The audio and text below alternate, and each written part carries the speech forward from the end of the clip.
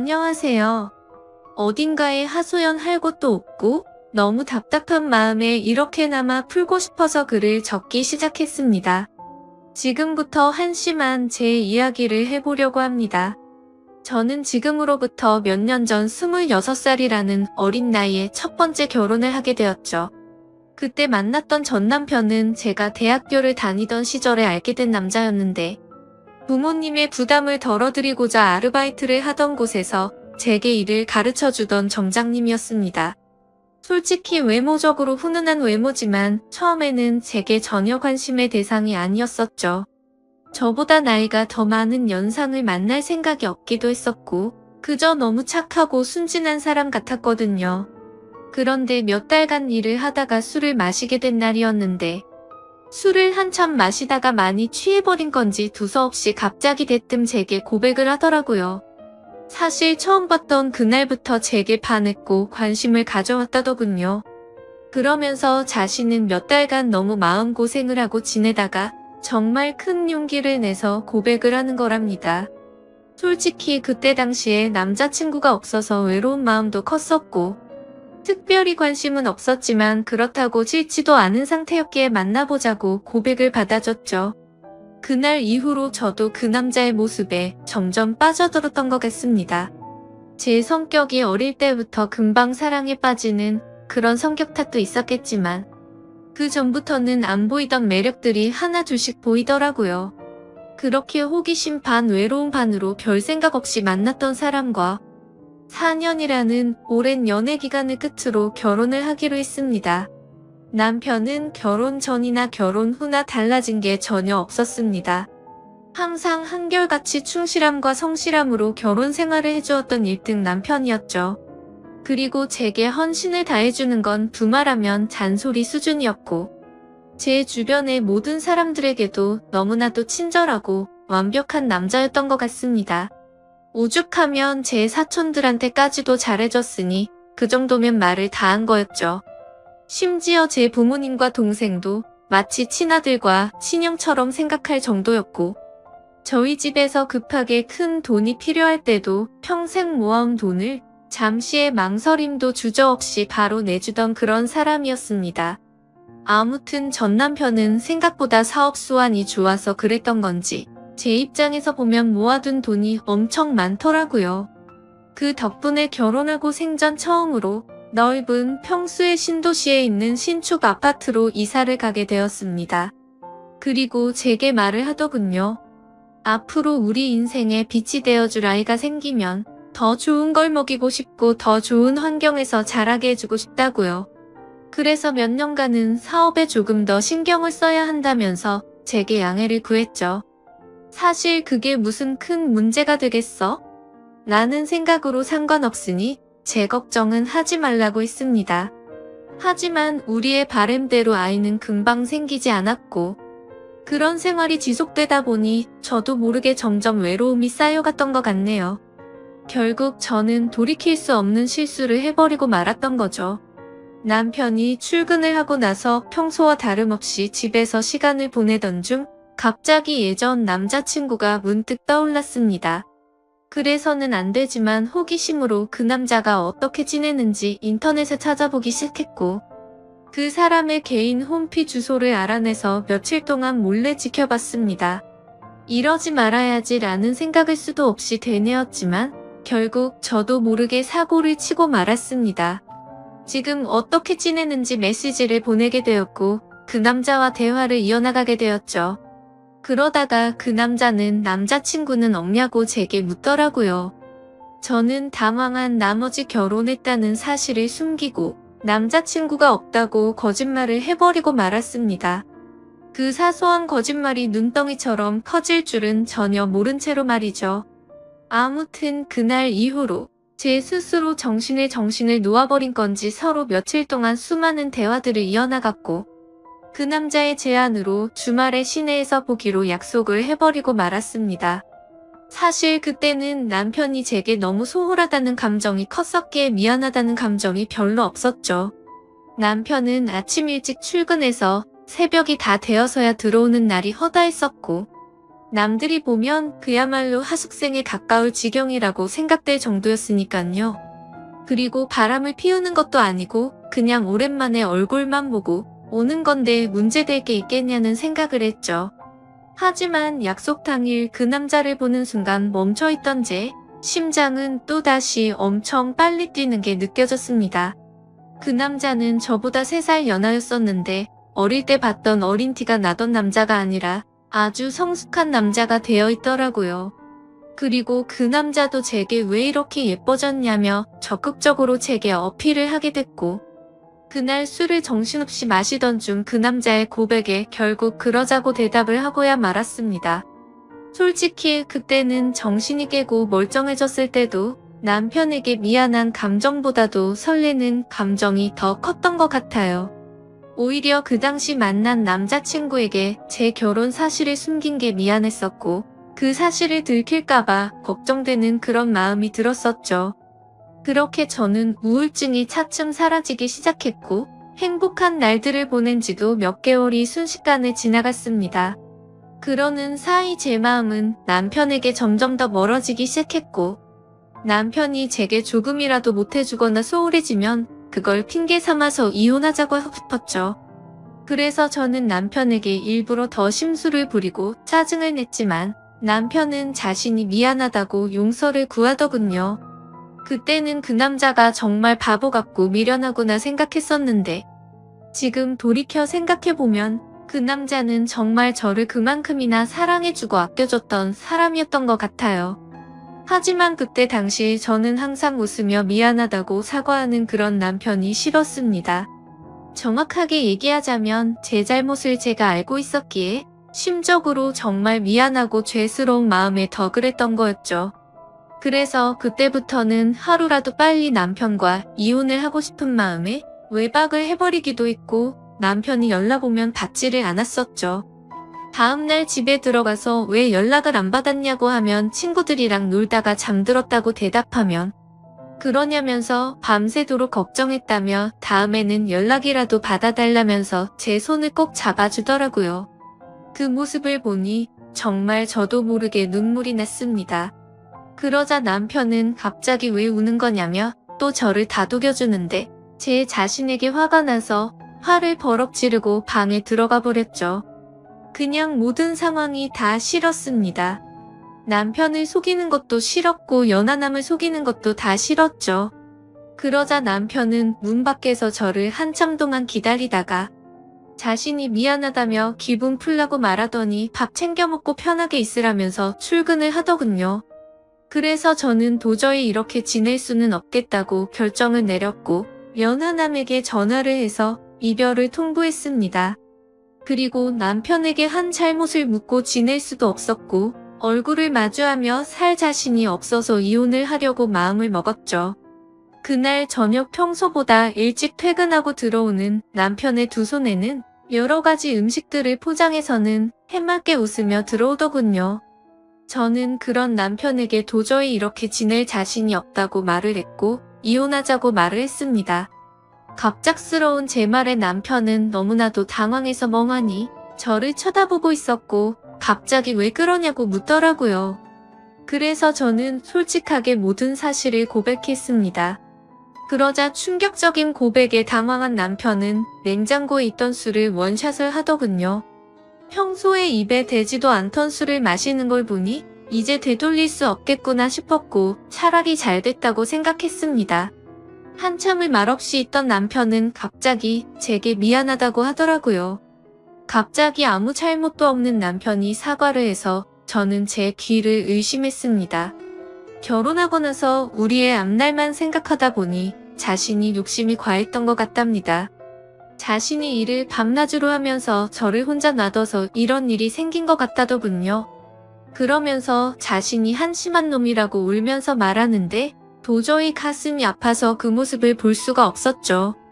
저는 당신은 잘못한 거 전혀 없다고 말했고 나 같은 쓰레기한테 사과하지 말라고 말하고 방으로 들어갔습니다. 정말 모든 상황이 다 싫었죠.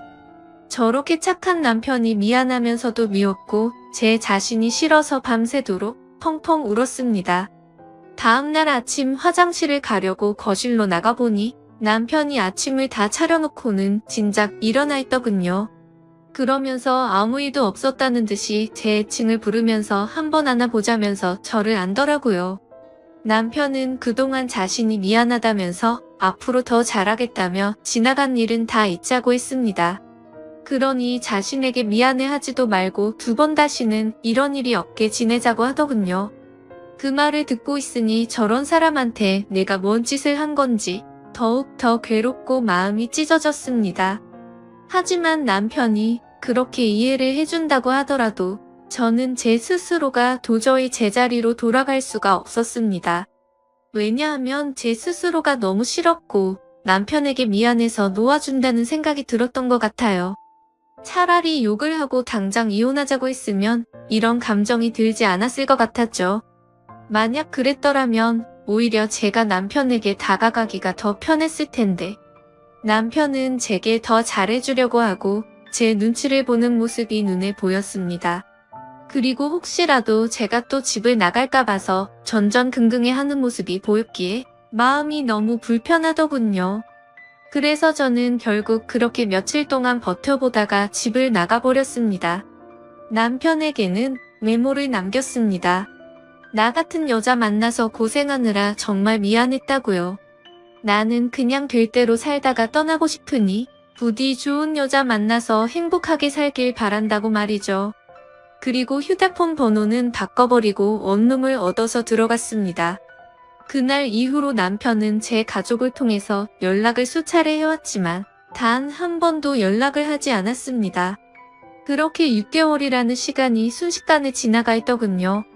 저는 하루 종일 집에서 놀고 먹던 가정주부에서 하루하루가 고된 직장인으로 지내게 되었지만 마음만큼은 편했습니다. 주변에 이혼한 친구가 있었는데 퇴근하면 그 친구랑 같이 매일같이 술을 마시고 이놈 저놈 만나면서 마음 편히 놀았거든요. 당시에 어디서 그런 체력이 나왔는지 일주일에 6번 정도를 나이트 가서 놀고 그랬습니다. 그래도 직장은 지각 한 번 하지 않고 잘 다녔고 사고 한 번 치지 않고 다녔었죠. 그저 그때 당시에 제 바람은 한 가지밖에 없었습니다. 남편이 제 요구대로 이혼을 해주길 바랄 뿐이었었죠. 그렇게 마음 편히 하루하루 시간을 보내면서 내 인생에 두 번 다시 결혼을 해서 시간 낭비를 하지 않을 거라고 생각했습니다. 하지만 그런 생각은 제 착각이었던 거죠. 평소와 다름없이 회사에서 일을 하고 있는데 매일같이 놀던 이혼한 그 친구에게서 연락이 왔습니다. 주말에 아는 사람이랑 여행 가기로 했는데 그쪽에서 남자 2명이라 저도 같이 갈 생각이 없냐고 하더라고요. 저는 당연히 노는 게 행복이었을 때라 당연히 간다고 말을 했고 주말에 만나게 된 남자 2명 중 1명이 지금의 제 남편이 되었습니다. 솔직히 그때까지만 해도 여러 남자랑 연락을 주고받고 편하게 만나던 때였기에 한 남자에게 정착할 생각이 전혀 없었죠. 마음 편하게 만나고 즐길 수 있는 남자친구들이 항상 있었던지라 누군가를 만나는 것도 귀찮았거든요. 심지어 제 남편이 그때 첫인상은 제 마음에 전혀 들지도 않고 기분이 나쁠 정도였습니다. 생긴 것도 제 취향이 아니었고 말을 거침없이 하는 그런 스타일이라 전 남편과는 전혀 다른 사람이었죠. 하지만 저와 같이 갔던 친구는 그 남자를 보고 바람둥이의 여자들이 엄청 좋아하게 생겼다고 말하는데 제 눈에는 그저 밥맛 떨어지게 생겨 보였습니다. 하지만 처음 만난 순간부터 그 남자는 제게 너무 노골적으로 적극적으로 어필을 하더라고요. 그러다 저녁에 술을 마시다가 제게 관심을 끄길 바라는 마음에 제게 있었던 이야기들을 해줘버렸습니다. 그러자 그 남자는 아무렇지 않다는 듯이 인생 피곤하게 그렇게 살지 말고 자기한테 올인하라고 하더라고요. 순간 생각하지도 못한 대답에 너무 어이가 없었지만 그렇다고 기분은 나쁘지 않았고 황당해서 웃음이 났죠. 아무튼 그날 여행이 끝나고 나서부터 그 남자는 제 뒤를 졸졸 쫓아다니듯이 저를 따라다녔고 마치 현대판 머슴처럼 제게 적극적으로 들이대더라고요. 친구와 같이 나이트에 가도 아무 말 없이 새벽 시간에도 항상 데리러 와줬고 제가 기분이라도 안 좋아 보이면 어디든 상관없이 장거리도 마다 않고 드라이브도 가주더라고요. 그냥 사소한 거 모든 걸 다 챙겨주면서도 무심한 성격이랄까? 전 남편과는 전혀 다른 듯 하면서도 무심하게 챙겨주는 매력에 점점 빠지고 말았습니다. 그러다 저도 모르게 문득 그런 생각이 들었죠. 혹시 이 사람과 같이 지내면 결혼이라는 삶도 다시 시작할 수 있지 않을까? 라고 말이죠. 그렇게 며칠 동안 고심을 하게 되었고 그 남자에게 저와 같이 살면 행복하게 해줄 수 있냐고 물어봤습니다. 그러자 그 남자는 1초의 망설임도 없이 이 세상에서 제일 행복한 여자로 살게 해주겠다고 하더군요. 그래서 저는 큰 용기를 내서 전 남편에게 연락을 했습니다. 지금 생각해도 무슨 낯으로 그따위 말을 했던 건지 제 자신이 용서가 안 되지만 무뚝뚝하게 전 남편을 찾아가서 새로운 남자가 생겨서 결혼하고 싶다고 말을 해버렸죠. 그러니 그만 버티고 이혼해달라고 했더니 전 남편은 표정이 어두워지더니 이내 모든 걸 포기한 듯 이혼해주겠다고 하더라고요. 저도 인간인지라 그런 모습에 죄책감이 들기도 했지만 좋기도 했고 묘한 감정들이 뒤엉켰던 것 같습니다. 그래도 첫 번째 결혼은 실패로 끝났지만 두 번째 결혼은 절대 후회 없이 살아보고 싶었죠.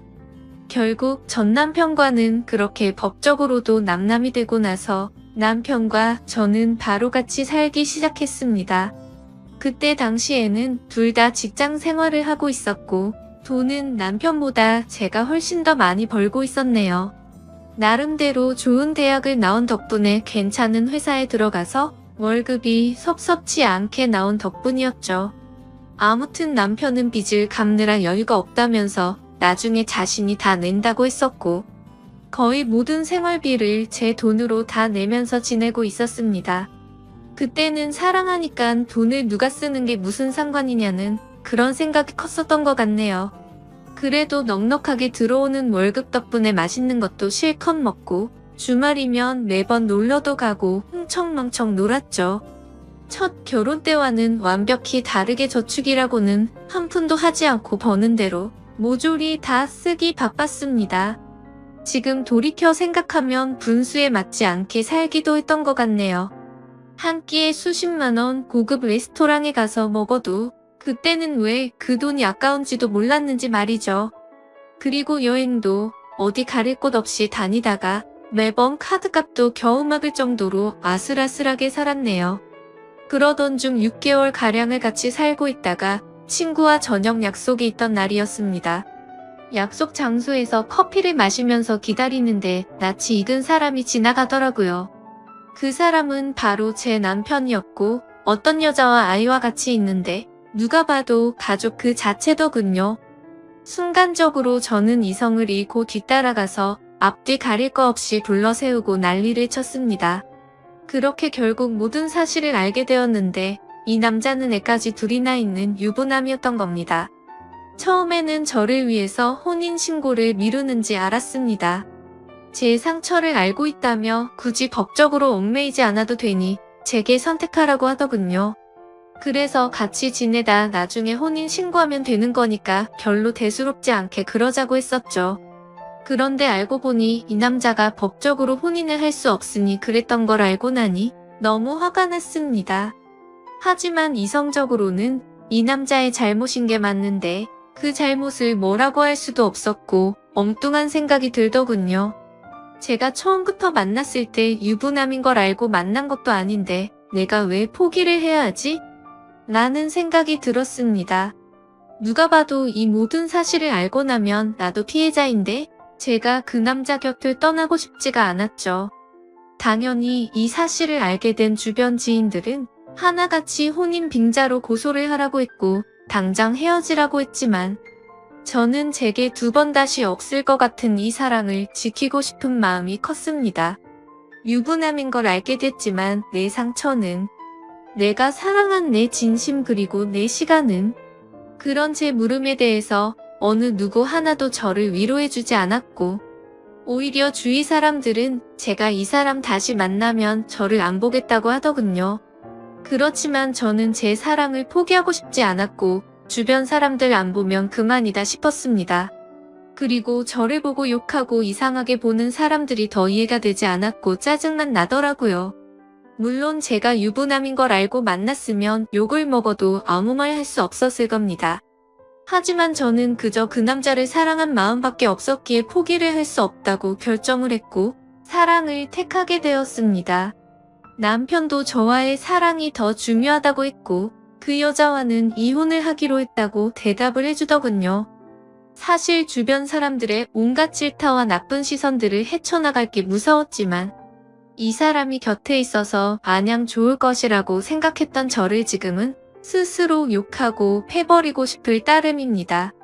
이상과 현실은 다르다는 걸 뼈저리게 느끼고 있으니깐요. 아무튼 그 사건 이후 저희는 결국 저희를 알아보지 못하는 다른 곳으로 이사를 가게 되었습니다. 하지만 그곳에서 다시 같이 살기 시작한 순간부터 제 선택이 잘못됐으며 이 세상에는 모든 걸 다 포기할 만큼 지고지순한 그런 사랑은 없다라는 걸 이 인간 때문에 지금에서야 깨닫게 되었죠. 그날 이후로 누군가 저주라도 한 것처럼 모든 부분들이 엉망진창이 되었습니다. 저는 갑작스러운 회사 사정으로 인해 직장을 잃게 되었는데 그건 사실이 아닌 걸 알고 있었죠. 아무도 회사 내에서 제가 유부남과 바람을 폈고 한 가정의 가장이 조강지쳐 다 버리게 만들었다는 이유 때문일 겁니다. 그래도 그때는 이 정도는 감수해야겠지라는 생각으로 체념을 했었습니다.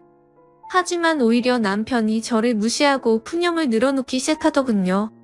서로 일을 하며 돈을 벌었지만 생활비를 온전히 제가 다 내고 있다가 제 수입이 갑자기 끊겨버렸으니 말이죠.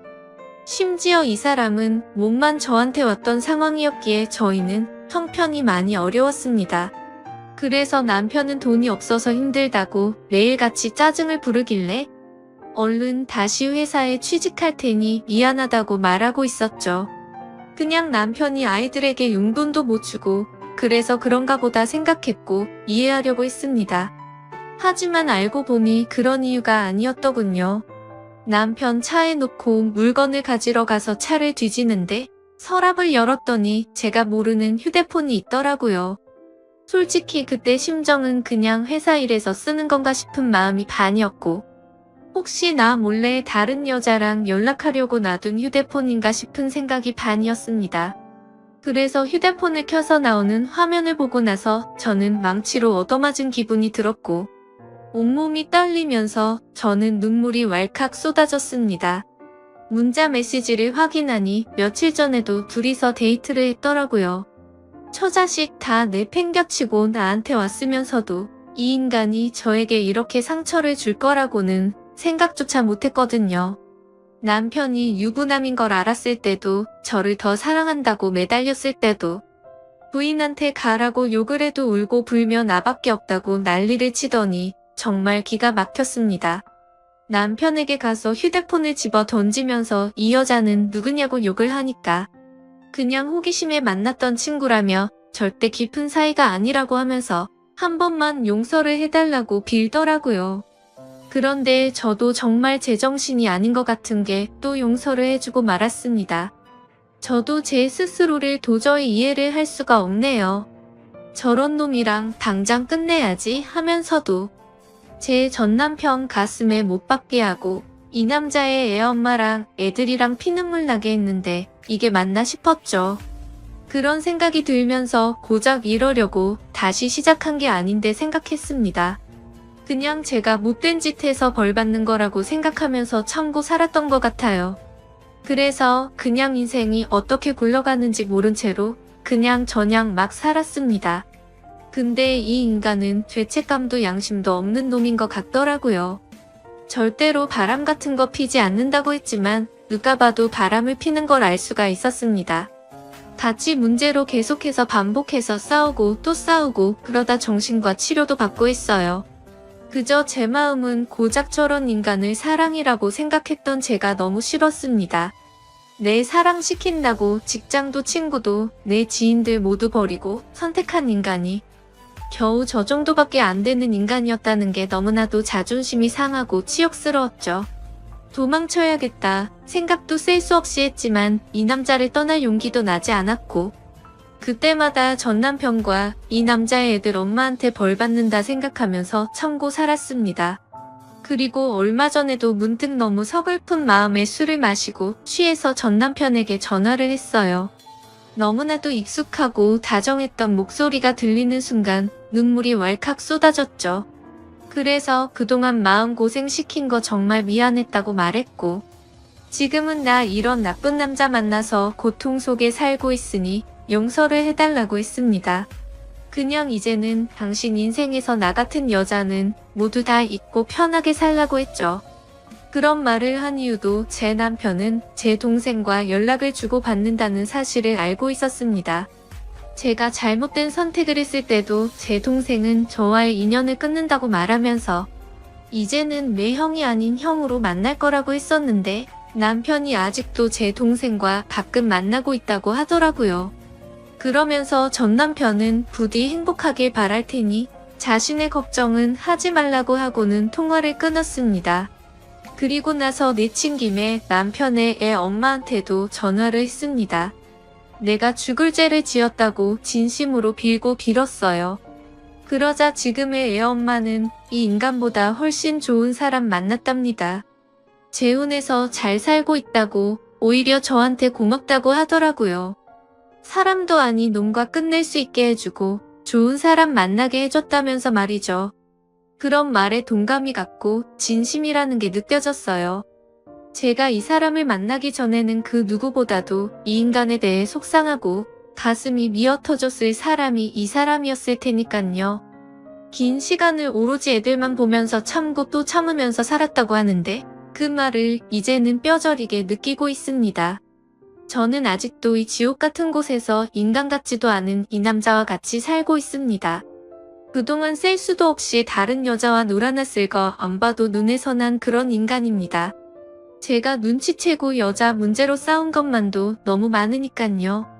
그러다가 한 번은 도저히 이곳에서 이 남자랑 살 수가 없다고 생각해서 이혼을 결심하고 도망쳐 나온 적도 있었습니다. 하지만 주머니는 텅텅 비었고 갈 곳은 없었기에 친정에 찾아갔더니 친정엄마는 저를 잊은 지 오래됐다며 2번 다시는 찾아오지 말라고 하면서 집에서 나가라고 하더라고요. 그날 하루 종일 울면서 용서를 빌었지만 엄마는 눈 하나 깜짝하지 않더군요. 제가 이 남자랑 산다고 했을 때 제 엄마도 저처럼 울면서 그러지 말라고 했는데 제가 그걸 무시했었거든요. 어쩔 수 없이 저는 하루 종일 갈 곳을 찾지 못해 결국 다시 집에 돌아왔습니다. 그냥 이런 현실이 너무 서글펐지만 이 모든 게 내 선택이고 결정이니 이런 게 내 팔자려니 하며 이 인간과 못 헤어지고 있습니다. 아무리 헤어지려 몸부림쳐봤지만 매번 마음대로 되지 않았고 이놈한테 질질 끌려 살다가 제 인생은 마무리될 것 같은 생각이 듭니다. 현재는 너무 많이 싸우다 지쳐서 저희 둘은 따로 살고 있네요. 이 지옥에서 벗어나고 싶은데 저도 제 마음을 너무나 모르겠습니다. 그리고 이 인간 때문에 너무 극심한 스트레스를 받다 보니 원형 탈모에 화병까지 왔습니다. 가만히 있다가도 심장이 셀 수 없이 두근거리고 우울증이 와서 페인처럼 지내고 있네요. 도대체 어디서부터 어떻게 뭐가 잘못된 건지 남들 부럽지 않게 착한 남편에게 공주님처럼 대우받으면서 넓은 집에서 따뜻하게 살아가다가 좁디 좁고 추운 원룸에서 비참하게 살아가게 된 건지 너무 슬플 따름입니다. 그냥 지금의 제 인생은 한겨울의 추운 날씨에도 가스비가 없어서 보일러도 켜지 못하고 옷을 칭칭 싸매고 겨울을 보내는 인생이 되어버렸네요. 지금은 누가 보더라도 제가 얼마나 잘못했다고 손가락질을 하실지 너무나도 잘 알고 있습니다. 그저 지금의 저는 너무 큰 죄를 짓고서 아직도 가시밭길을 가고 있다고 생각합니다. 제 사연을 적으면서 느꼈지만 아마도 저는 이 남자와는 이혼을 할 것 같네요. 그동안 미련했던 제 모습을 이렇게 적고 나니까 어떤 선택이 옳은 건지 절실하게 와닿았거든요. 진심으로 전 남편과 애들 엄마에게 미안한 마음만 가득하고 두 사람이 각자 행복하게 살아가기를 바랄 뿐입니다. 부디 이 글을 보시는 분들은 한순간의 잘못된 선택으로 인해 모든 인생이 망가지지 않기를 바래요. 제 사연을 읽어주셔서 진심으로 감사드립니다. 저는 30대 중반이고 중소기업에 다니는 평범한 남자입니다.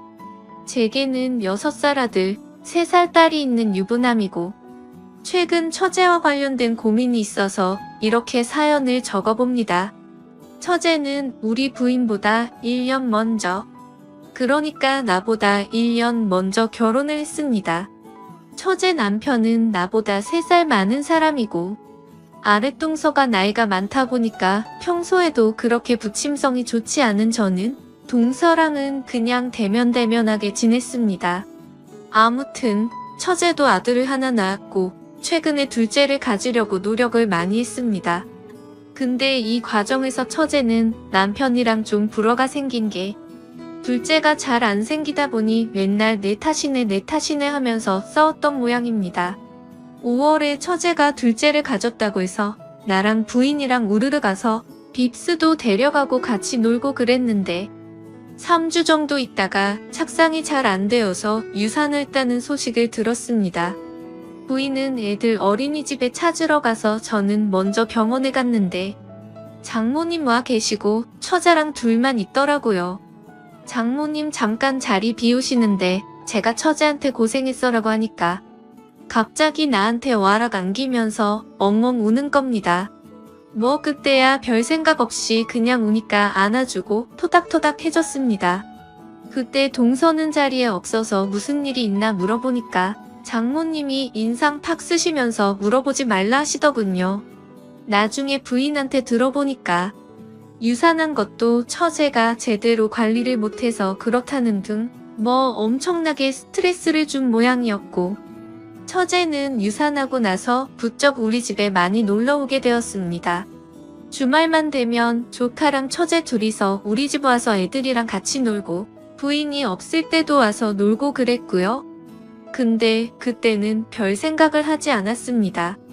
그런데 점점 오면서 언니는 좋겠다. 형부는 참 좋은 것 같다. 나도 형부 같은 사람을 만났어야 하는데 등등. 이런 얘기들을 하기 시작하더라고요. 그냥 의례적인 얘기라고 생각하고 별 신경을 안 썼는데 제가 뭐 가져다 주거나 조금만 도와줘도 계속 저런 얘기를 하더라고요. 사건의 발단은 여름 휴가. 제가 7월 말이 여름 휴가라서 부인이랑 속초를 가려고 계획을 짰는데 처제가 어떻게 알고 연락을 하더군요. 자기네 식구도 같이 가면 안 되냐고. 난 사실 결혼하고 다른 식구들이랑 같이 여행 가본 적이 없어서 뭐 가족끼리 다 같이 가는 것도 나쁘지 않을 거란 생각에 그러자고 했습니다. 그래서 내 차랑 동서 차 이대로 속초로 갔는데 거기 가서 동서랑 처제랑 또 티격태격 하더군요. 형부 봐라, 형부는 저러는데 당신은 왜 그러냐?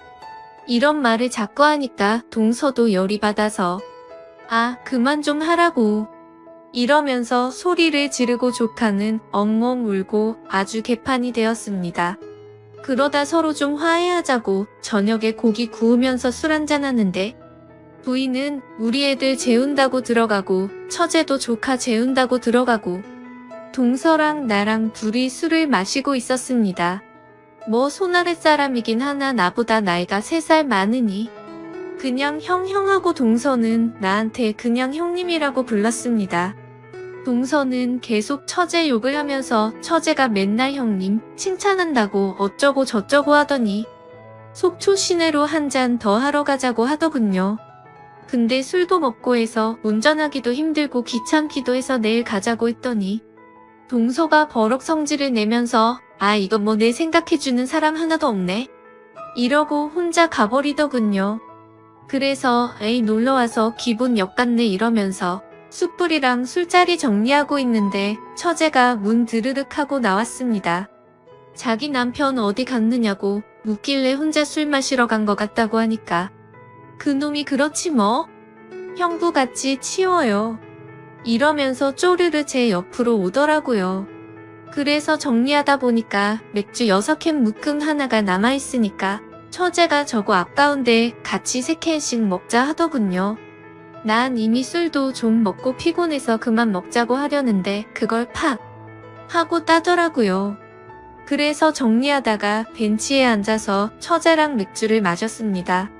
그러다 뜬금없이 자기 유산했던 얘기를 하면서 그때 너무 힘들었는데 형부가 안아줘서 큰 도움이 되었다. 우리 남편은 요새 날 안아주지도 않네. 어쩌네 하면서 사람 품이 너무 그립다 뭐 이런 소리를 하더라고요. 여기가 무슨 대학교 MT나 그런 거였으면 그럼 내가 안아줄게. 같은 되지도 않는 조크를 날렸겠지만 부인의 여동생인 처제인데 어떻게 그러겠어요. 그래서 그냥 등이나 툭툭 쳐주고 들어가려고 팔을 뜨니까 그 틈으로 와랑 나한테 안기더군요. 그러더니 울먹울먹거리면서 형부 나 너무 힘들어.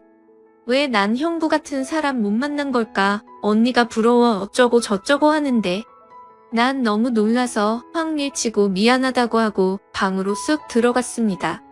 다음날 아침같이 바다에 수영하러 갔는데 동서는 몇 시에 들어온 것인지 머리가 아프다고 숙소에서 쉰다고 해서 우리 가족이랑 처제, 조카 이렇게 바닷가에 수영을 하러 갔습니다.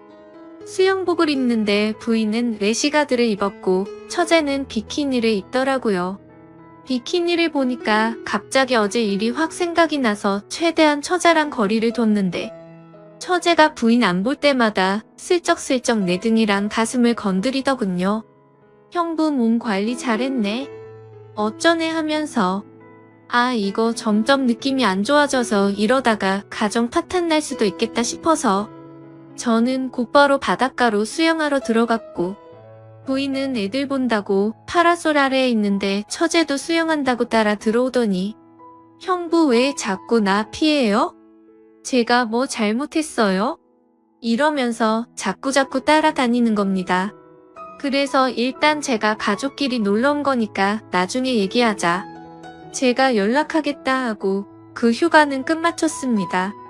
휴가 갔다 와서 각자 집으로 왔는데 그날 밤에 카톡으로 처제한테 연락이 오더군요. 형부 휴가 갔다 와서 한다는 얘기가 뭐예요? 이러고 카톡으로 너 나한테 접근하지 마. 이런 식으로 얘기할 순 없어서 만나서 얘기하자고 하고 약속을 잡았습니다. 혹시나 누가 볼까봐 처제랑 우리 동네 중간에 있는 커피숍을 갔는데 엄청나게 예쁘게 차려입고 나왔더군요.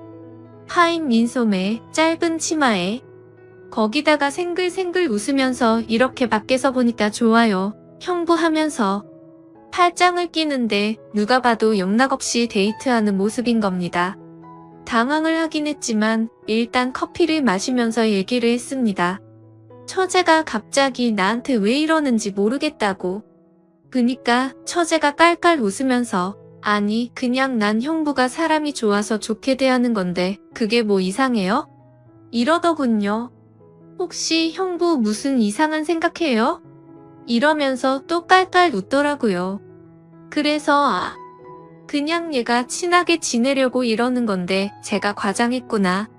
하긴 그렇지 무슨 성인 소설에나 나올 법한 얘긴데 라고 생각했습니다. 이렇게 커피를 마시고 끝났으면 좋았을 텐데 이제 가자고 했더니 맛있는 걸 사달라고 하더군요. 그래서 뭐 그때까지는 별 생각 없이 뭐 먹고 싶냐? 사주겠다고 했더니 자기 삼겹살에 소주 먹어본 지 오래되었다고 그걸 먹자고 하더군요. 그래서 근처 삼겹살집 가서 소주를 마시는데 한 병 반쯤 마시니까 처제가 갑자기 자기가 아까 한 말 다 믿느냐고 그러더군요. 그래서 무슨 얘기하는 거냐고 하니까 제가 그냥 형부 사람 좋아서 그렇게 대하는 것 같냐고 이러면서 자기 남편 얘기랑 그동안 자기 힘들었네. 어쩌네 하면서 말하더군요. 아, 역시 뭔가 이상하네 하며 빨리 자리를 떠야겠다. 하는데 또 막 울면서 제게 안기기 시작하더군요. 술 더 먹이면 안 되겠다고 하고 일어나자고 팔을 잡아 끄니까 다시 와락 안기면서 나 형부 좋아 좋단 말이야 엉엉 이러면서 주사를 부리는데 들저 업고 나와서 택시를 탔습니다. 택시 타고 처제 집 쪽으로 가면서 오만가지 생각이 다 들더군요. 처제가 날 만난다고 얘기를 하고 나온 건가? 데려다 주는데 술이 떡이 되어 있으면 날 어떻게 생각할까? 이러면서 온갖 생각을 하고 있는데 처제 집 따와가는데 갑자기 처제가 택시 기사한테 아저씨 여기서 세워주세요. 이러면서 차를 딱 세우더라고요. 그러더니 뭐 에어컨 많이 맞아서 머리가 아프니 여기서부터 걸어가겠다고 하더군요. 그래 알았다 가라 난 이거 태고 집으로 가겠다 했더니 그래도 밤길이니까 조금만 데려다 달라고 하더군요. 그래서 내려서 같이 걸어가는데 자기 술 다 깼으니까 맥주 한 잔씩만 하자고 했습니다. 그래서 안 된다 너 많이 취했다. 형부 만나서 이러는 거 아니다. 이러니까 또 막 울먹거리면서 친구들 만나기도 힘들고 나 어디라고 얘기할 사람도 없다고 딱 30분만 맥주같이 마시자 하더라고요. 와. 그래서 그때 딱 단판 지어야겠다 하고 알겠다. 그럼 딱 30분만 먹고 가자 하니까 또 생긋 웃으면서 제 볼에 뽀뽀를 하는 겁니다. 그래서 제가 지금 뭐 하는 거냐? 나는 네 언니 남편이다. 네가 나를 어떻게 생각하는지 모르겠지만 네가 이러면 너희 가정 우리 가정 다 망가지는 거다. 이러고 단호하게 얘기하니까 제가 그런 거 몰라서 이러는 거 같냐고. 그냥 나 너무 힘들고 의지할 사람이 형부밖에 없어서 그렇다. 언니 몰래 그냥 나 가끔 만나주면 안 되냐? 이런 얘기를 하더라고요. 그러더니 나한테 또 안겨서 펑펑 울더라고요.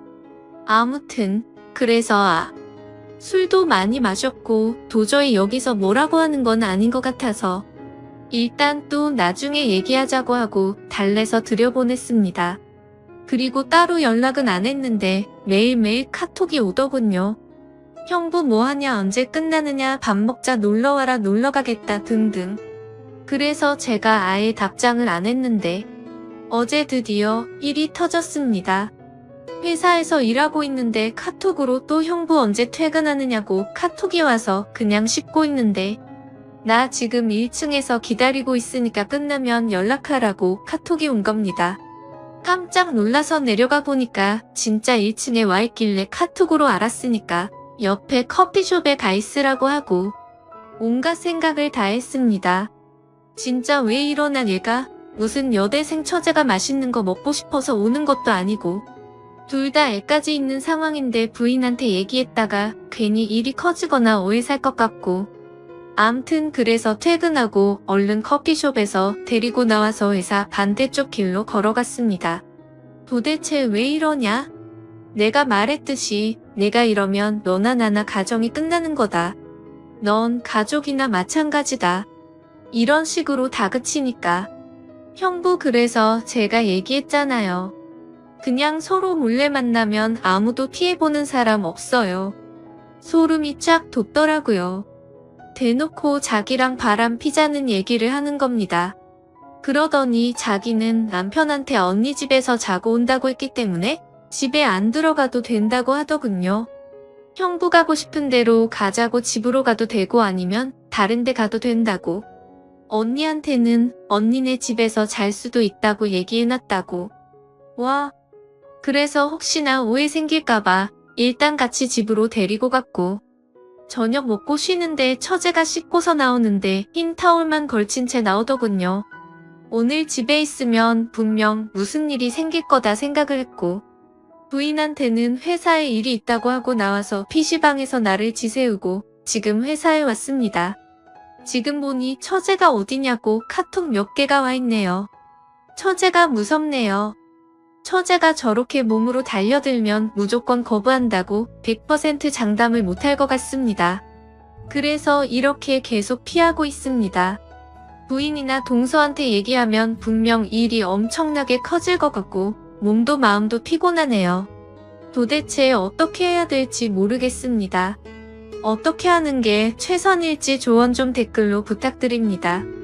감사합니다. 다음 사연입니다. 안녕하세요. 저는 22살이고 남자친구는 25살입니다. 사귄 지는 170일 정도 됐고요. 제목 그대로 남자친구는 백수입니다. 저는 집안 사정 때문에 남들보다 일을 빨리 시작하게 되어 직장 생활한 지는 2년 정도 됐고 월급은 250 정도 됩니다. 남자친구가 저랑 사귀기 전에는 밤일을 뛰었어요. 사귀기 전에 무슨 일 하는지 물었었는데 아는 형이 일 정도와 달라서 아는 형 가게를 관리하는 일을 잠깐 한댔어요. 사귄 후에 남자친구가 사실은 아가씨 나오는 술집에서 아가씨들 관리하는 일을 했다고 말하더군요. 남자친구 말론 영화 비스티 보이즈에서 하정우 씨 역할이라고 그러던데 저는 그 영화를 안 봐서 잘 모르지만 아가씨들 쭉 세워놓고 한 명 한 명 소개해주는 거래요. 그런데 그 일을 하면 거기서 일하는 여자를 관리하는 거기 때문에 여자들이랑 접촉이 많고 낮이라는 저와는 서로 패턴이 안 맞아서 연락도 잘 못하니까 저한테 미안해서 일을 못하겠다고 사귀기 전에 관뒀어요. 저 때문에 하던 일을 관둔다니 약간 미안하기도 하고 한편으론 제 생각을 많이 해준다고 느껴서 고마웠어요. 여자랑 접촉이 많은 일이라 아무래도 저는 분명 신경 쓰일 텐데 그럴 일도 없어지니까 더더욱 좋았죠. 앞으로 밤일 말고 낮에 하는 일을 하겠다고 다짐해서 제가 퇴근하고 같이 알바 천국이나 알바몬 찾아보고 남자친구 동네에 사는 친구들한테 부탁도 해보고 일고하려고 여기저기 알아봤어요. 처음엔 카페 아르바이트나 식당 아르바이트를 보여줬더니 싫다고 하더군요. 월급이 너무 적다고. 그래서 힘들지만 샘 편인 생산 쪽을 찾아줬어요. 기계 관리, 부품 단순 조립, 포장 업무 등등. 그런데 그런 일은 반복되고 지겹다고 보람이 없는 것 같다고 안 한다고 하더라고요. 제가 겨우겨우 설득시켜서 3군데 이력서를 넣었는데 면접 보고 떨어져서 못하게 됐어요. 제가 월급이 적어도 되니까 카페 아르바이트 어떠냐고 했더니 싫다고 해서 결국 백수예요 아직까지. 저는 직장이 멀리 있다 보니 새벽 5시에 일어나서 출근하고 남자친구는 온종일 집에만 있어요. 밥값이나 병원비, 생활용품 등등 다 어떻게 해결하느냐고요? 다 제 돈으로 해결하죠. 남자친구가 가끔 용돈 받아서 돈 있을 땐 한두 번쯤 뭐 시켜 먹을 때 계산하고요. 사랑하는 사람이랑 같이 밥 먹고 생활하는 거에 돈 쓰는 거 하나도 아깝지 않습니다. 꼭 남자가 돈 내야 한다는 법도 없고. 그런데 남자친구 행동에 점점 지치네요. 한두 달 전부터 남자친구가 개그로 아프리카 방송에서 성공할 거라고 그러네요. 개그도 하고 상담도 해주면서 천구 같은 돈 많이 버는 BJ가 되겠다고요. 방송들 보여주면서 이 사람들 벌써 얼마 벌었는지 아느냐고 이렇게 앉아서 쉽게 돈 번다고 조금만 잘하면 쉽게 돈 벌 수 있다고 그러더라고요. 아프리카 방송으로 돈 많이 버는 분들도 있겠지만 아닌 분들도 많잖아요. 방송하는 것도 쉽다고 생각하면 쉬운 거고 어렵다고 생각하면 어려운 건데 막연히 잘 될 거라고만 생각하는 게 정말이지 너무 답답합니다. 지금 당장 일을 해서 돈을 벌어도 모자란데 온종일 집에만 박혀서 뭐 하는 짓인지. 남자친구는 폐랑 위가 아프다면서 일 못하겠다고 계속 집에만 박혀서 게임을 하고 TV 보고 아프리카 방송만 봐요. 처음엔 사랑하는 사람이 아파서 일을 못하는 상황이니까 최대한 맞춰주려고 했습니다. 남자친구가 아프다니까 많이 걱정됐죠. 매번 약 사가고 죽도 끓여주고 병원 가기 싫다는 남자친구 끌고 병원도 가고 걱정돼서 회사에서 달려간 적도 있었고요. 휴. 그런데 아프다는 사람이 온종일 앉아서 담배 피우고 게임만 하는 걸 보면 정말 너무 답답해서 미칠 것 같습니다. 저는 아파도 꾹꾹 참으면서 악착같이 일하러 가는데 말이죠. 막상 아프다고 해서 병원 데려가면 이상 없고요. 이제는 남자친구가 아프다고 해도 저 정도 아픈 걸 못 참을까? 저게 진짜 아픈 걸까? 나는 아무리 아파도 다 참고 일하는데 이 생각이 드네요. 그저 사랑하는 마음에 그동안 먹고 싶어하는 거목이고 남자친구가 가족들이나 친구들을 만날 땐 돈 없어서 자존심 상할까봐 카드가 적어서 조금만 쓰고 오라고 주기도 했습니다. 남자친구의 모든 생활을 제 돈으로 하다 보니 제가 쓸 돈이 턱없이 부족해졌죠. 제가 쓰는 화장품들 다 저렴한 걸로 바꾸고 화장품을 피부, 로션, 비비크림, 아이브로우, 아이라이너, 립스틱, 서식 클렌징, 딱 이렇게 저한테 중요하다고 생각되는 걸로만 줄여서 떨어질 때만 하나씩 삽니다. 저도 여잔데 옷, 가방, 신발, 손톱 다듬기, 액세서리 정말 좋아하죠. 그런 것들은 차박기양지 올해입니다. 남자친구 사귀고 나서 사본 적이 없어요. 저한테 돈 쓰는 건 제가 아플 때 병원 간 거, 약밥 이게 다네요. 중간에 금전적으로 너무 힘들어서 주말에 한두 번 호프집이랑 식당, 카페에서 서빙 아르바이트도 했어요. 돈이 없어서 한 건 맞지만 좋은 거 해주려고 아파도 꾹 참고 노력하는 모습을 남자친구가 보면 조금이라도 달라질까 해서요. 돈에 대한 소중함을 알길 바랐고 돈 버는 게 쉬운 게 아닌 거란 걸 카페 아르바이트에서 받는 돈이 남자친구가 생각하는 만큼 결코 적은 돈이 아니란 걸 깨닫길 바랐어요. 그런데 달라지는 건 하나도 없었습니다. 아, 아니네요. 달라졌죠. 제 돈을 막 쓰는 게 너무 당연하다는 식으로요. 제가 정말 돈이 없어서 돈 없다고 말하면 부모님이나 친구들한테 빌리면 안 되느냐고 하더군요. 기가 차죠. 그래서 그렇게 급한 돈이면 직접 빌리라고 했더니 싫답니다. 그건. 또 제가 빌리는 건 되고 자신이 빌리는 건 안 되나요? 무슨 논리인지 너무 속상했습니다. 저를 돈으로 보는 것 같아서요. 돈도 없으면서 삼시세끼 배달음식에 먹고 싶은 건 새벽이든 언제든 꼭 먹어야 하고 집에서 타먹는 혼합커피는 절대 안 먹고요. 가까운 거리라도 이동할 때 꼭 택시 타야 하고 친구들이나 가족들 만날 때 카드 달란 말도 당연하단 듯이 합니다. 제가 혹시라도 깜빡하고 카드를 남자친구 집에 놓고 오는 날이면 카페, 밥, 택시, 집 관리비 막 긁네요. 저한테 상의도 안 하고요. 다른 사람들은 남자친구가 일을 하고 있는 상황인 줄 알아요. 가족들도 그렇고 친구들도 모두 그렇고요. 금전적으로 너무 힘들어서 저는 카드값도 밀리고 있는 상황인데 담배나 커피나 밥 같은 거 자기가 먹고 싶은 걸 요구해서 제가 조금만 참으라고 하면 성질을 부립니다. 최근에는 욕도 들었네요. 제가 담배를 안 펴서 모르겠는데 담배 같은 거 조금 줄인다고 그렇게 참기 힘든가요? 제가 아예 못 피게 하는 것도 아니고 하루에 2갑씩 피는데 한 갑으로 줄이자고 힘들면 한 갑 반으로 줄이자고 했는데도 2갑씩 꼬박꼬박 그대로예요. 그거 안 사줬다고 제가 욕을 들어야 하나? 놀랐습니다. 평소에 욕을 자주 하는 편이긴 하지만 저한테 욕하는 모습에 정말 놀랐습니다. 이렇게 쉽게 욕하는데 때리는 건 못하겠어? 이 생각이 들더라고요. 저 자신이 비참해지기도 했고요. 제일 친한 친구가 저보고 왜 매일 돈 빌려달라고 하느냐고 걱정된다고 집에 무슨 일 있느냐고 묻더군요. 밖에도 잘 안 나가고 돈만 빌린다고요. 상황을 말해줬더니 저를 진짜로 사랑하는 게 맞느냐고 남자는 진짜 사랑하는 사람한테 그렇게 안 한다고 그러더라고요. 돈을 못 버는 상황이라면 아낄 생각이라도 해야지 오히려 돈을 빌리라고 강요하는데 세상에 그런 남자가 어디 있느냐고 그러면서 친구가 더 속상해하네요. 이 남자친구 어떻게 해야 하죠? 자존심 상할까봐 돌려서 말을 해도 알아들을 기미는 안 보이고 친구 말대로 정말 저를 사랑하기는 하는 걸까요? 인생 선배로서 객관적인 입장에서 꼭 조언 좀 부탁할게요. 안녕하세요.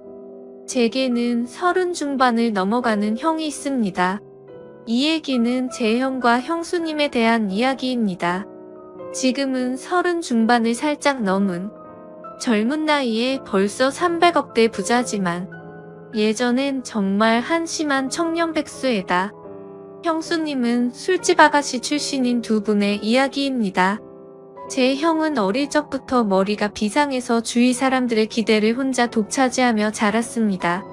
지금 생각하니 그게 형한테는 큰 부담이 되었을지도 모른다는 생각도 드네요. 항상 1등만 하던 형이 고등학교에 들어가면서부터 공부에 흥미를 잃기 시작하더니 끝내는 지방에 별로 유명하지도 않은 대학에 들어가더군요. 군대도 다녀오고 졸업까지 했는데 취직도 못하더니 자기 방에서 하루 종일 게임을 하는 것도 아니고 그냥 하루 종일 각종 포털 사이트를 넘나들며 인터넷만 하더군요. 쓰잘데기 없는 인터넷 뉴스부터 각종 정보 검색으로 하루 종일 시간 때우고 말이죠. 저러고 말겠지, 곧 취직하겠지 하면서 기다려주곤 했지만 몇 년째 그러고 있으니까 가족들은 답답하죠. 사람도 안 만나고 햇볕도 안 보고 외출도 안 하고 방에 틀어박혀서 몇 년째 그러고만 있으니 정신병인가 싶기도 했죠. 그런 사람이 한두 번 외출을 하기 시작하더니 회사를 다닌다고 하더군요. 큰 회사는 아니고 직원도 몇 명 안 되는 아주 작은 회사라고 했습니다. 월급도 정말 터무니없이 적게 받고 제 형을 묘사하자면 아주 순진하고 선량합니다. 그런데 숫기가 별로 없는 성격이었습니다.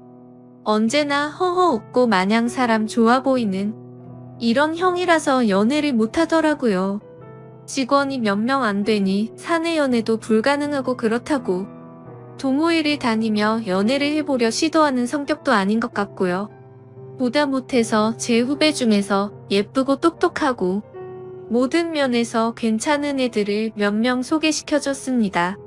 그런데 여자애들이 하나같이 하는 말이 사람은 좋은데 재미가 없다면서 남자로서의 성적 매력이 없다고 그냥 삼촌 같다고 이렇게 애프터를 거절하더라고요.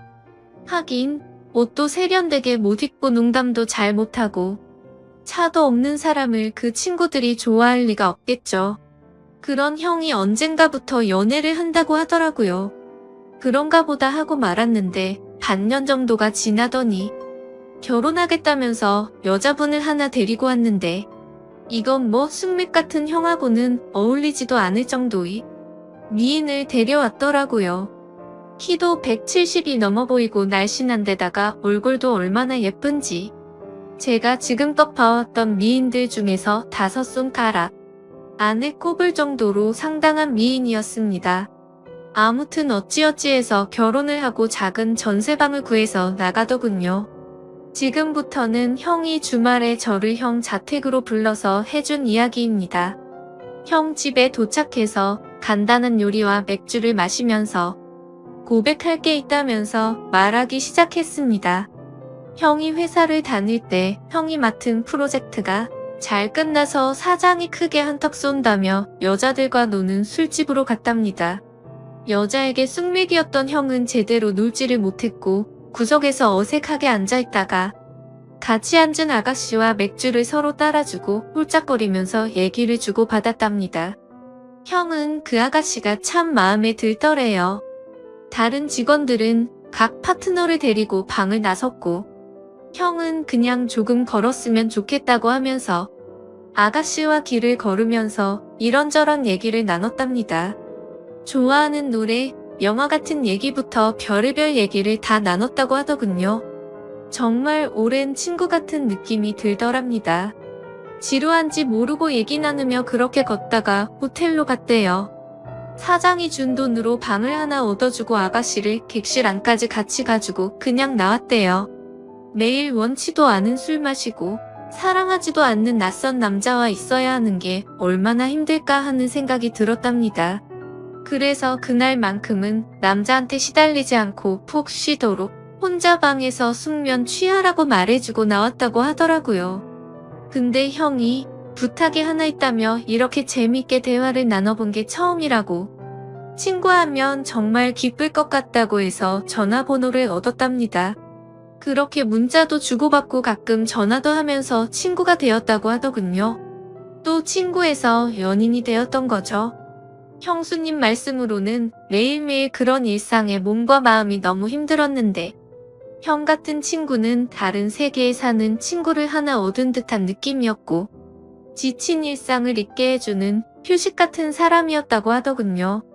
그렇게 가까워지면서 연인으로까지 발전했는데 형이 결혼하자고 할 줄은 사실 기대하지 않았답니다. 그런 일 하는 걸 알면서도 결혼하자고 하는 사람은 없으니까요.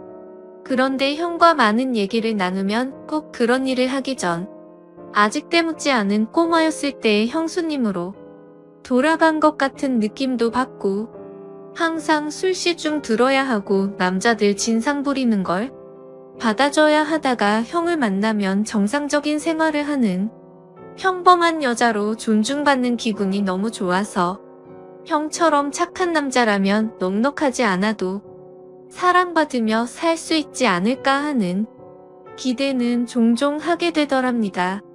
그렇게 서로 마음을 확인하고 결혼하기로 약속을 했고 형수님은 다행히 빚이 없어서 큰 탈 없이 업소일을 그만둘 수 있었답니다.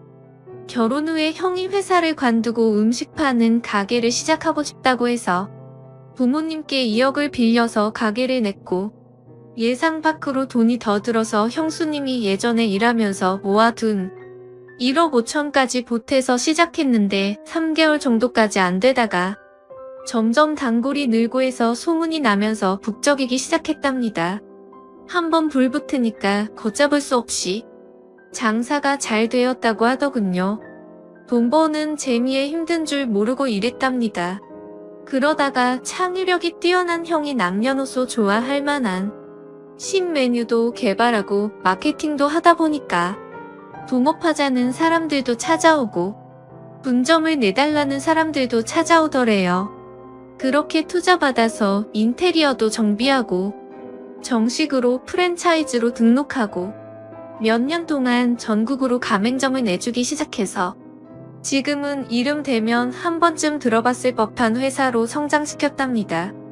회사 관두고 해본 적도 없는 음식 사업에 도전한다고 했을 때 다들 말렸죠. 새 집 건너 한 집이 음식점이라고. 그런데 형수님은 당신이 하고 싶고 자신이 있으면 하라고 응원해 주더랍니다. 망해서 다 털어먹어도 동네에서 분식점 하면서 살면 되지. 설마 이렇게 젊고 건강한 두 남녀가 산 입에 거미줄 치겠냐면서 해보라고 했다더군요. 자기가 모았던 통장까지 내주면서 정말 힘들었답니다. 그런데 프랜차이즈로 등록시키고 가맹점 내주면서 더 힘들었답니다. 자기가 까딱 잘못해서 자기 믿고 가맹점 낸 점주들이 망하면 가맹점 하나당 가정 한 개가 파탄난다는 책임감 때문에 잠을 못 잤답니다. 하루에 2에서 3시간 정도밖에 안 자면서 소스 개발, 메뉴 개발 투자자들 찾아다니고 시장 분석하러 다니고 점주들 장사 잘하라고 자기 노하우 담은 책자 제작해서 돌리고 그랬답니다. 다행히도 저희 형 프랜차이즈는 안정적으로 자리 잡아서 아직도 꽤 후한 평가를 받고 있답니다. 그래서 지금은 형 나이대에 흔치 않을 만큼 큰 돈을 벌었고 반포에서도 상당히 큰 집에서 살고 있습니다.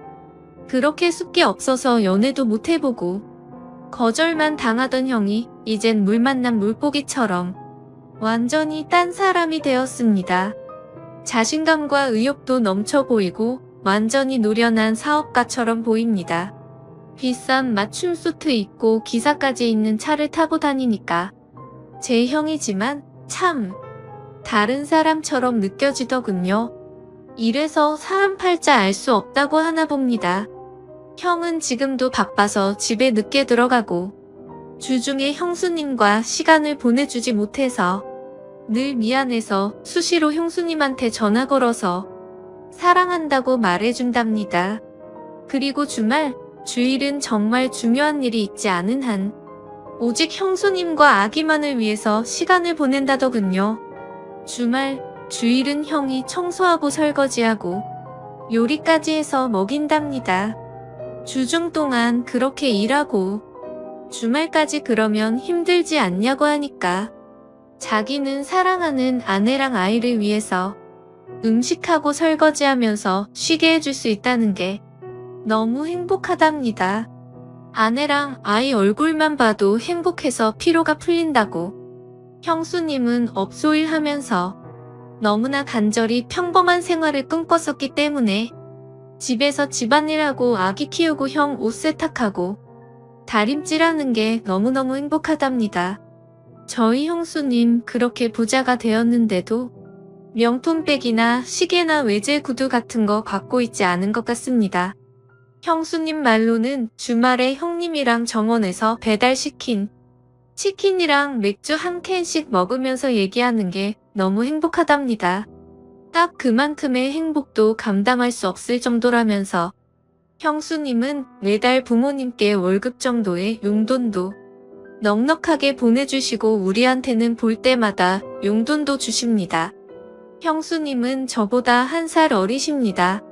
그런 형수한테 학생도 아닌 번듯한 직장 다니며 나름 연봉도 꽤 받는 제가 용돈 받는 게 웃기는 것 같아서 애도 아니고 용돈 주지 마세요 했더니 형수가 자기가 번 돈이 아니라 형님이 번 형 돈이라고 자기는 단지 전해주는 것만 할 뿐이고 아무리 나이가 들어도 형한테는 언제나 어린 동생들이니 형이 용돈 주고 싶어 할 거라면서 받으라고 하는데 이것 참 난감하더라고요. 부모님은 형수님을 참 좋아하십니다. 남편한테 잘하고 시부모님께 잘하고 참하고 인물도 훌륭하고 뭐 보는 사람마다 며느리 칭찬을 하니까요. 저희 부모님도 형수님을 딸처럼 아끼십니다. 늘 우리 딸 그러시거든요. 처음엔 형수님 외모가 너무 바비 인형 같아서 어리숙한 형 등쳐먹으려는 꽃뱀이 아닐까 하는 의심도 했었지만 지금은 존경스러울 정도입니다. 시부모님과 우리가 형수님께 너무 잘 대해줘서 형수님은 자신의 과거에 대해 숨겨온 것에 대해 지금껏 늘 죄책감을 갖고 살았답니다. 그래서 털어놓고 싶어서 지금에서야 우리한테 말하는 거라고. 그래서 저는 누가 뭐래도 형수님은 우리 식구들이 가장 좋아한 우리 형수님이었고 앞으로도 그럴 겁니다. 형님과 형수님이 성실하게 살았다는 건 알았지만 그렇게 남들보다 몇 배로 애를 쓰며 살았다는 것까진 몰랐네요. 형수님, 앞으로도 우리 형님 잘 부탁드립니다. 고맙습니다. 하면서 절을 하니까 형수님이 고맙다면서 우시더라고요. 저까지 마음이 아프더라고요. 얼마나 마음고생을 하셨으면 인간적으로 존경스럽더라고요. 잠도 못 자고 남들보다 더 애쓰며 살았고 그 정도의 큰 규모의 사업체를 잘 이끌어가고 있고 부자임에도 사치하지 않고 참 건전하고 예쁘게 사는 걸 보니 내 형님, 내 형수님이지만 인간적으로 너무 보기 좋습니다. 부모님께는 아직은 말씀드리지 않는 게 좋겠다고 했습니다. 저야 젊으니까 이해할 수 있지만 어른들은 그렇지 않을 수가 있거든요. 죄책감을 덜기 위해 말씀드렸다가 혹시나 더 큰 걸 감당하셔야만 할까봐 서로 상처가 될 수 있는 사항이잖아요. 아무튼 모든 분들이 저희 형님과 형수님처럼 현명하고 예쁜 사랑을 했으면 좋겠습니다. 긴 글을 읽어주셔서 감사합니다. 다음 사연입니다. 안녕하세요. 저는 솔로가 된 지 3년째 되어가는 27살 여자입니다. 제게 친한 친구가 있는데 어느 날 갑자기 남자 소개를 받아볼 생각이 없냐고 묻더라고요. 그냥 혼자 지낸 지도 오래돼서 어떤 남자인지 궁금하기도 했고 어떤 남자냐고 물어봤죠. 그러자 친구는 그 남자는 요즘 자주 보는 오빠인데 제 사진을 보고 마음에 든다면서 소개를 부탁받았고 주선자인 친구의 말로는 사람이 항상 깔끔하고 매너도 있어서 소개를 해줘도 괜찮을 것 같아서 물어봤다더군요. 그러면서 친구는 그냥 간단히 만나기나 해보라면서 소개팅남의 연락처를 주더라고요. 그래서 간단히 인사를 건넸더니 아주 예의 바르게 답장이 왔습니다. 그렇게 며칠 동안 카톡으로만 연락을 주고받다가 주선자가 했던 말대로 저랑 대화도 잘 통하는 것 같았고 왠지 느낌이 괜찮은 사람인 듯 했죠. 그러던 중 그 남자가 주말에 시간이 괜찮냐며 만나자고 하더라고요. 언제까지 카톡만 주고 받을 수도 없는 노릇이었고 그 남자에 대해 궁금증도 생겨서 알겠다고 했습니다. 그렇게 주말이 찾아왔고 약속된 장소에 나갔죠. 상대방 그 남자의 나이는 33살이었고 직업은 자영업자라고 하더군요. 솔직히 기대는 크게 하지 않았지만 생각보다 훨씬 괜찮아서 기분이 좋을 정도였습니다.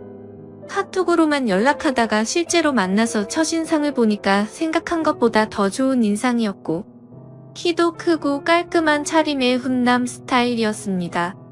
그래서 저도 모르게 속마음으로 너무 괜찮다라는 생각이 들 정도였으니깐요. 소개팅남이 본인 차를 가지고 왔는데 같이 식사를 하러 가자고 하더라고요.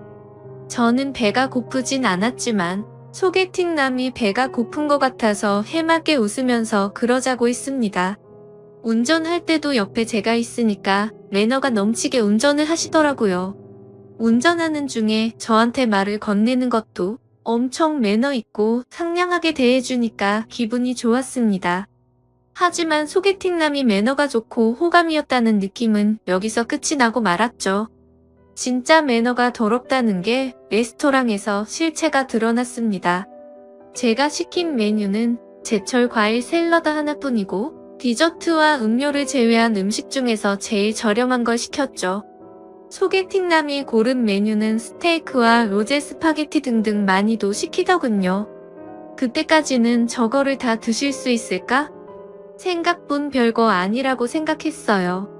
주문한 음식들이 나오는데 소개팅남이 저보고 그러더군요. 혹시 채식주의자냐고 물어보면서 왜 채소만 시켰냐고 물어보길래 그냥 배고픈 것도 아니고 고기도 먹지만 채소를 더 좋아한다고 대답했어요. 소개팅남이 제 대답을 듣고 웃으면서 한다는 말이 너무 어이가 없더라고요.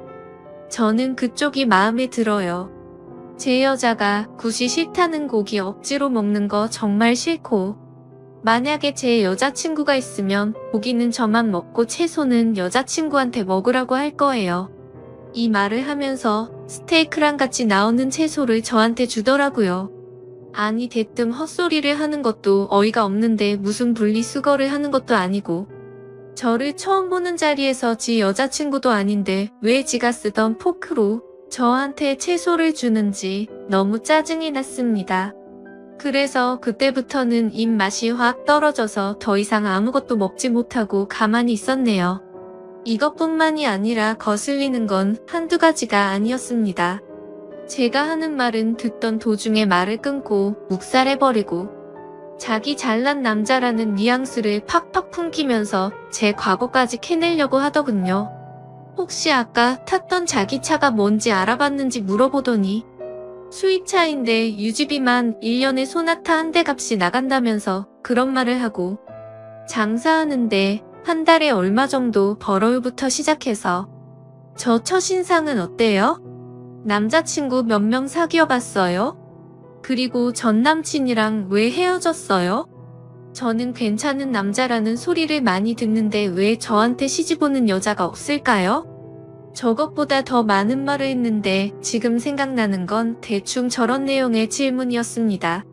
카톡으로 대화를 주고받을 때는 저 따위 말을 전혀 하지 않다가 왜 갑자기 돌변해서 저러는지 모르겠더군요. 해맑게 웃으면서 계속 질문하는데 사람이 이렇게 눈치가 없을 수 있나 싶더라고요.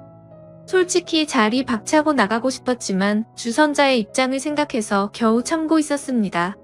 식사를 다 하고 계산을 하려는데 제가 지갑을 꺼내니까 그걸 막아서더니 이 정도는 남자가 내야 된다면서 자기 카드를 꺼내서 제가 먹은 음식까지 계산을 해주더라고요. 이건 고마웠지만 그 후에 일어날 소개팅남의 말을 들었을 때 계산할 때 내 거 그냥 내가 계산할 걸 너무나도 후회가 들었습니다. 소개팅남이랑 차에 같이 타면서 제가 웃으면서 예의상 말했습니다. 매너도 좋으시고 외모도 좋으시니까 여자한테 인기 많을 것 같다고 마음에도 없는 소리를 했고, 오늘 컨디션이 좋지 않아서 이만 집에 들어가야 될 것 같아서 상가 앞에다가 내려달라고 했습니다. 그러자 소개팅남이 갑자기 무표정을 지으면서 반존된 말로 제게 말하더라고요. 그냥 가려고? 저한테 밥 얻어먹었잖아요? 그럼 보답을 해줘야 정상 아니냐면서 저를 개념 없는 여자 취급을 하더군요. 아니 소개팅을 해서 상대방이 마음에 들지 않으면 대부분 이렇게 헤어지지 않나요? 아무튼 그냥 뻘끄럽게 끝내기가 싫어서 제가 원한 건 아니지만 밥값을 내주셨으니 제가 커피숍 가서 커피를 사줄 테니 마시고 들어간다고 했습니다. 그러자 커피 마시자는 소리가 웃겼는지 소개팅남이 웃으면서 말하더군요. 식사비 보답하는 게 무슨 커피로 때울 생각을 하냐고. 저거 비싸봤자 10,000원이라고 자기 식사비는 15만원 나왔답니다. 그러더니 그냥 돌려 말하지는 않겠다고 하더니 저를 처음 봤을 때부터 너무 마음에 들었다고 하더라고요. 그러면서 진짜 지금 생각해도 욕 나오고 황당한 정신 나간 소리를 짓거리더군요. 오늘 그냥 보내면 아쉬워서 그런데 편하게 있고 싶으면 방을 잡고 좀 편하게 있다가 헤어지잡니다. 모텔비는 당연히 남자인 자기가 낼 테니까 처음 만난 자리에서 저랑 모텔을 가자고 하더라고요. 그것도 그거지만 저 혼자 15만원치 음식을 먹었나요? 제 거는 가격 8,000원짜리 샐러드 하나 시켰고 나머지 비싼 음식은 자기 혼자 시키고 자기 혼자 다 먹어놓고 정말 어이가 없었습니다. 거기다가 자기가 낸 식사 비용이 무슨 제게 주는 화대값인가요? 자기가 식사비 냈으니 저보고 모텔 가자는 게 너무 불쾌하고 황당해서 헛웃음이 나올 정도였죠. 그래서 그 소리 듣는 순간 지갑에 있던 10,000원 꺼내서 소개팅남한테 줘버렸죠. 아까 식당에서 샐러드값 8,000원에 2,000원은 그냥 편의점 커피나 사 먹으라고 하고는 돈을 줬습니다. 그리고 나서 소개팅남한테 말했습니다. 죄송한데 저랑 그쪽이랑 성격이 맞지 않는 것 같아요. 오늘 좋은 곳에서 식사 대접해주셔서 감사했고요. 그리고 처음 보는 사람한테 모텔로 가자고 하는 건 좀 예의가 아닌 것 같아요. 그렇게 말을 하고는 차에서 내려버렸습니다. 소개팅남도 차에 내리면서 저를 계속 따라오면서 도대체 자기한테 왜 그러냐면서 지가 실수한 게 있다면 미안하다면서 제 팔을 잡길래 놓으라고 실랑이를 벌였네요. 겉으로 보면 모르겠지만 자신의 모든 걸 알고 나면 절대 후회하지 않을 거랍니다. 까짓거 모텔이야 우리가 사귀고 가면 되는 건데 왜 그런 걸로 삐지냐고 하더라고요. 그리고 다 큰 성인끼리 처음도 아니고 즐기면서 살면 되는데 뭐가 그렇게 기분이 나쁘냐고 헛소리를 하더군요. 너무 짜증이 나서 여기 목까지 찼을 때 옆에 경찰차 지나갔길래 경찰 부를 거라니까 그때서야 저를 놓아주더군요. 그리고 그날 집에 들어가서 주선자였던 친구에게 이 사실을 말하니까 그 사람 그럴 사람 아니고 매너 정말 좋았는데 의외라면서 놀라더니 저한테 미안하다고 몇 번씩이나 계속해서 사과를 하더라고요. 아무튼 그날 계속해서 연락이 오길래 그 사람의 번호를 차단해버렸습니다. 다음날 주선자 친구의 말을 들어보니까 평소에 소개팅남이 사람 좋은 척하는 남자였던 것 같다더군요. 누구한테 물어봐도 평판은 좋다고 하더라고요. 그런데 저는 오히려 그게 더 무서웠습니다. 그런 거 있잖아요.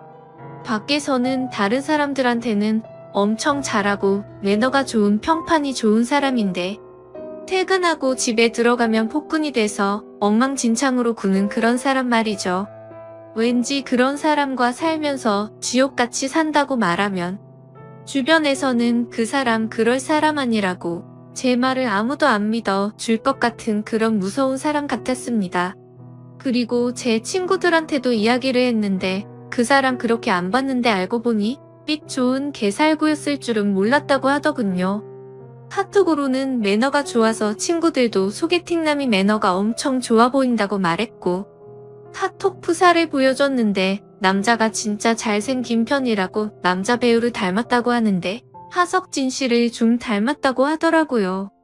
친구들은 어떻게 이런 잘생긴 사람이 그런 말을 했냐고 하면서 제 말이 신기하다는 듯 말을 하더군요. 아무튼 그 사람이 그런 행동을 했다는 얘기를 듣고서는 역시 사람은 겉모습으로만 쉽게 판단하면 안 된다고 저를 위로해줬습니다. 그리고 소개팅남 그 정신 나간 사람 때문에 제 휴대폰 번호까지 바꿔야 할 것 같아요. 어제 새벽에 자고 있는데 전화가 오길래 번호 확인도 안 하고 받았더니 그 소개팅남에게서 전화가 왔더라고요. 제가 그 사람 카톡도 차단하고 번호도 차단했는데 어떻게 전화했냐고 했더니 자기 명의로 된 휴대폰이 3개가 있다더군요. 그리고 자기를 왜 차단했냐면서 따지는데 진짜 그 이유를 몰라서 묻나 싶었습니다. 그래서 제가 몰라서 묻냐고 반문하니까 소개팅남이 정말 미안하다면서 자기가 미쳐서 그랬으니 실수라고 생각해달라면서 진심으로 진지하게 만나보자면서 헛소리를 하는 거예요. 제가 2번 다시 만날 일도 없고 처음 만난 사람 보고 모텔 이야기 꺼내놓고 그걸 어떻게 용서해달라고 하냐 했더니 그것도 미안하다면서 2번 다시 안 그런다고 사과 아닌 사과를 하더라고요. 그러더니 갑자기 뜬금없는 소리를 또 짓거리더군요. 자기만의 잘못이 아니라 제가 모텔 가고 싶게 만들었답니다. 무슨 소리냐고 그랬는데 처음 저를 보자마자 저에게 빠져들어서 참기가 힘들었답니다. 거기다가 주선자한테 들었는데 제 성격이 순하고 착한 애라고 들었고 실제로도 성격이 좋았다면서 괜찮았대요.